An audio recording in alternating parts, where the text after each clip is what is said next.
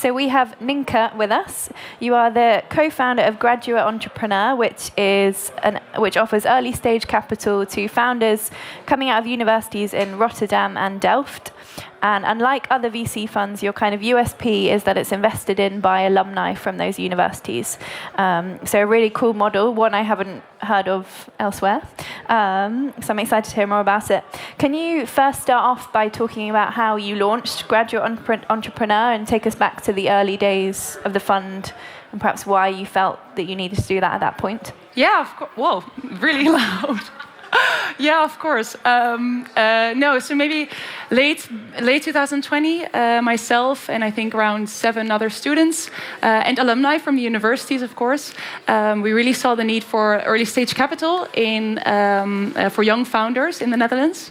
And that's when we thought of the idea of the pre-seed fund, what is now our pre-seed fund. Of course, we had to validate this idea, so we spoke with a lot of entrepreneurs during that time, I think over around 200 entrepreneurs starting out their companies. And they actually really liked our idea and validated that there was a need. So we kicked off with a pre-seed fund in early 2021 in April. And the pre-seed fund is really, really special. We do a lot of investments, so it's quite high-paced. Tickets of 75K per startup. And it's run by a student board, so it's really nice for the young entrepreneurs because we invest in entrepreneurs from universities of Rotterdam and Delft, as you just mentioned. But it's really nice for the young entrepreneurs to connect with young people from the student really board cool. as well. So the students are the decision makers, or is? Well, they are very much in the lead of the whole process, but we also have an investment committee that is also validating in the end if it's really a good decision or not to invest. But yeah, so we started off with the pre-seed fund. We started with 3 million, and we are now at 8 million. So we've grown quite a lot since. And while we were doing our first investments, we also got feedback from, of course, the founders that we were investing in 70K is really nice, but it's not enough to really kickstart your company and really get to scaling. So that's when the idea of the seed fund was born. So it's our second fund. It's a way larger fund. We do tickets of 500K to around 2 million. And we invest in kind of 4 verticals. So digital tech, deep tech, green tech, health tech. So kind of linked to the universities. Here we have already done 5 investments. And the pre-seed fund, we've already done 25. So kind of quite a lot. And our seed fund is around 15 million. As I said, the pre-seed fund is now 8 million. So in total of 58 million, so it's quite good for an early stage fund. And is the pre-seed fund also investing across those verticals, or is that? So no, we are actually quite sector agnostic because we are linked to the universities, and I think the universities have really different also kind of strengths. Delft is really technical. Rotterdam is more commercial, and of course Erasmus Medical Center is very health oriented. So we are sector agnostic, but kind of with a seed fund, we focus mainly on those 4 verticals. Yeah, maybe to your final question was what I learned, right? And during the process, exactly. I think for me mostly because I've learned a lot in the past couple of years. But I think what stood out to me most is that the alumni that we have, as you said as well, we are funded by alumni. Is that the alumni in our network are really willing to give, not only in terms of capital, but also in terms of support to the founders. But you do have to dare to ask and have a good pitch, of course. But then they're really willing to give. Is it kind of officially set up that there will be help as well, or is it about alumni chipping in where they see a link? Yeah, no, definitely. So what we ask, the people that have invested in our funds, and also the people alumni that have indicated they really want to help startups, is that we have, of course, all our portfolio companies, and they definitely need some help. Some need help setting up something like a sales plan or something else. And our alumni have really indicated that they are willing to spend their time on the startups as well, aside from only their capital. And why did you think it was necessary to connect to get investment specifically from the alumni of your institution? What does that add to the ecosystem? Yeah, I think so. I think what you see that a lot in the US as well, right? So a lot of universities that have like funds related to the universities and that invest in startups, but then alumni from the universities that are kind of funding those funds. And I think for us specifically, and like getting the alumni on board is really that we found out that like the capital is one thing, but the support is really what makes a difference for these founders. So that's what we actually want to bring to the table for those founders as well, and it's kind of our as you said, like our USP.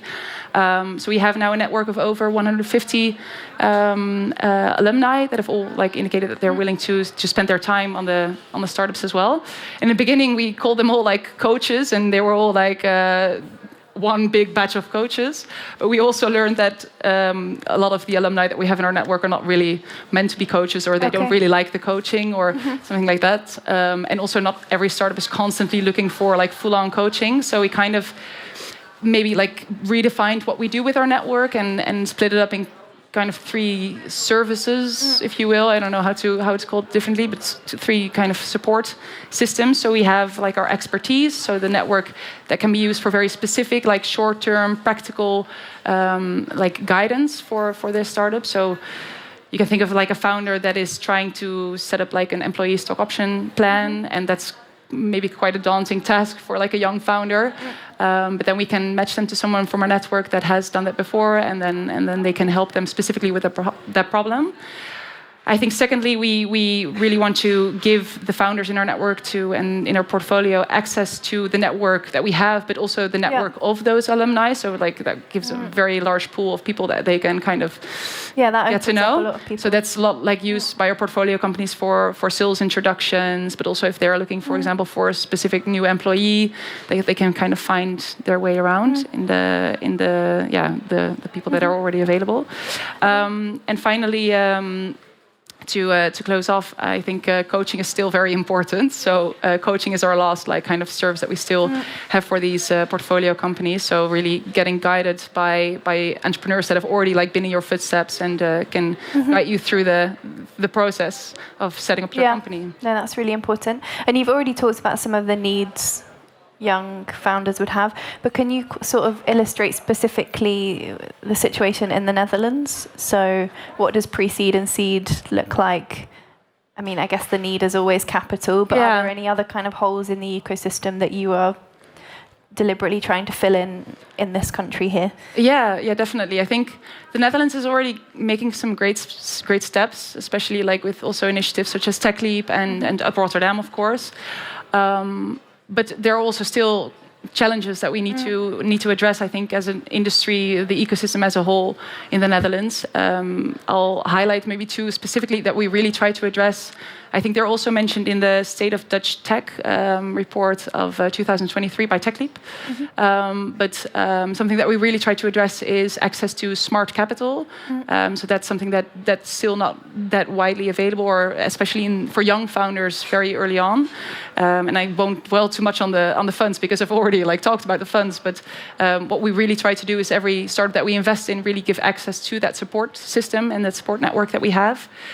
And secondly, I think what's also in there is like creating communities and communities of entrepreneurs, and really create like the networks of the entrepreneurs is really important. And that's something that we've also recently tried to really start working on as Graduate, also with our portfolio. So we started off with our founder forums, so it's a new thing for Graduate, and that's like an afternoon where we bring together like founders of our network, like a smaller group that then get to spend an afternoon with an entrepreneur from our network, so a more established entrepreneur, someone really inspiring, and then afterwards, so they talk with that entrepreneur, and then afterwards we organize a session that is moderated by a moderator, but it's only for the founders. So we really want them to learn from each other and get connecting with each other, share their highs, their lows, of course, and really build a bond together. And that's really working really well as well. So we had our first one, I think, 2 weeks ago now, and Frank Sloopman, the CEO of Snowflake, was there as the entrepreneur, and afterwards we had a session with 10 of our portfolio companies. We got some really positive feedback, so we were happy with that. So definitely more of those to come, and with our new portfolio companies as well. So I bet that's really really valuable. Yeah. And then could you, before I hand over to audience questions, so think of some, what is there kind of one piece of advice you would give to a founder coming to you and your fund? What makes a good pitch? What's like a golden nugget of advice you would give? Yeah. Good question. I think to start maybe like speak for if you're pitching, like speak from your mind, of course, like say the right things, think about what you're saying, and mention what we want to hear, but also like really speak from your heart. Like show your passion. Why are you passionate to solve this problem? I think it's a combination of the both.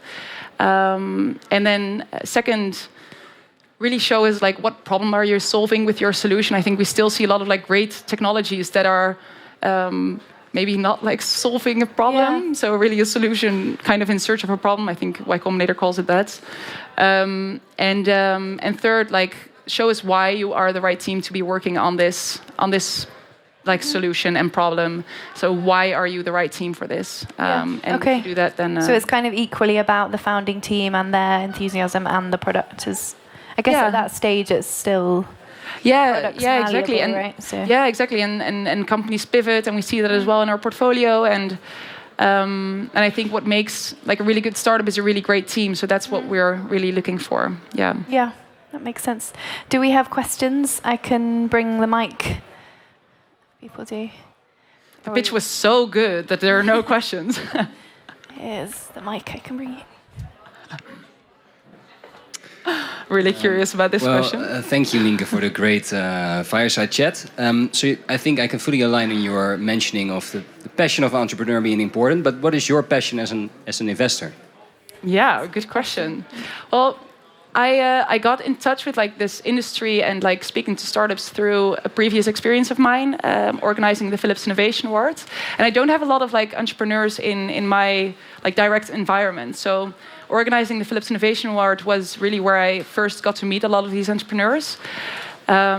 And I really got really passionate about like them and like pitching their ideas and them solving like the big problems of the world, and being able to kind of like have a seat at the table and like speak with all these entrepreneurs and helping them become a little better and helping them grow, especially like with our network now, is really what I enjoy a lot. So working together with the entrepreneurs, that's what's most exciting to me. Does that answer your question? That's a very nice answer. Do we have any other questions? Anyone outside? Otherwise, everybody wants to go to the bar. Yeah. Last question then from me, because you mentioned earlier that this model of alumni and students working together, a fund getting money from alumni, is big in America. Do you see it increasing in Europe as a model? Well, I think in England it's also, or in the UK it's also more normal, I would say. I think in the rest of Europe, if we look specifically at the Netherlands, I think we are one of the only funds that are doing it like this. But I do think that people are also like becoming aware that alumni are willing to give and are willing to support, and we do see other initiatives like arising in the Netherlands that try to like get those alumni involved as well. So we have, I think, round one in Eindhoven. Okay. There are some other ones. So that's really good for the ecosystem as a whole in the Netherlands. And I think in in Europe we're also like kind of like also improving and climbing up. So no, that's the impression I get too. Great, thank you. That was super interesting. And so I understand that there's a boat ride. Sorry? There's a boat ride tonight? Oh, there's a boat ride. Yes, there is. It's on my list of things to tell people to do tonight. Oh, nice. I understand it's you, right? Yeah, it's with us. Do you want to? Oh, yeah. There's a boat ride for any like startups and the founders. I think we have 60. I don't want to do the pitch and then we don't have any more places available. But I think there are still some places left. But nice. It's for investors and founders that are that really want to go on the boat with this fabulous weather and go look around the Schie. That's very cool. And are you hanging around around for a bit, or are you straight off on the boat? I'm not sure, actually. I'm looking at my team. I'm wondering if people can catch you for some questions. Oh, yeah, definitely. I'll hang around for a bit. If you want to ask me anything, then I'll be here. And then Great. Afterwards, you can follow me to the boat. Nice. Well, yeah, thank you. And that's our last fireside chat today. Tomorrow, I'll be back again for Growth Day, another bunch of fireside chats, which the lineup is equally interesting. So please come back tomorrow. There are also 7 events taking place across the city tonight. So there's the boat ride. There are also Rotterdam tech socials, and there's a dinner in Blue City. And also the bar is open outside. So lots to do, and I hope you've had a good day. Thank you, Kaya.